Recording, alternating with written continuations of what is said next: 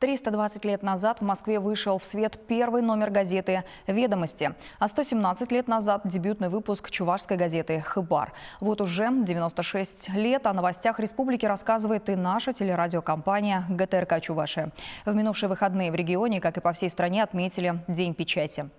Поздравления в этот день принимали работники всех средств массовой информации региона, а их у нас свыше 150 сотен.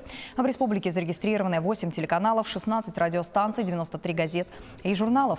Есть и сетевые издания, всего их 32.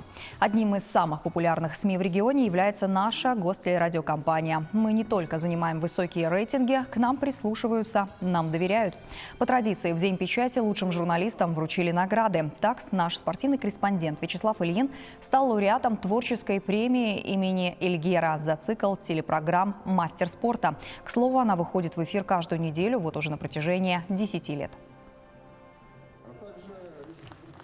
Награда замечательная, получать ее приятно. Я хочу сказать, что телевидение – это командная работа. И без моих партнеров, без коллег, конечно же, тот продукт, который мы уже 10-й сезон выпускаем в эфир ГТРК Чувашия, не получился бы таким информационным, интересным.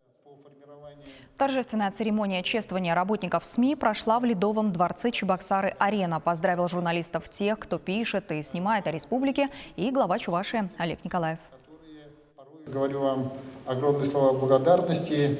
Желаю вам всем, конечно же, никогда не останавливаться на достигнутом, любить жизнь во всех его проявлениях. Ни в коем случае, на мой взгляд, это очень важно для вашей профессии, не быть равнодушными, а наоборот, быть очень любопытными, искателями. Ну и, конечно же, за счет этого творить и создавать очень интересные сюжеты, материалы.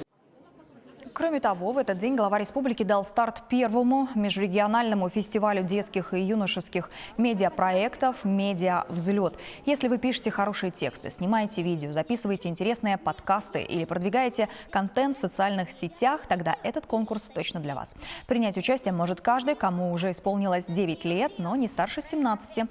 Первый этап фестиваля, прием заявок, уже начался. Подробности на сайте mediavzlet.rf.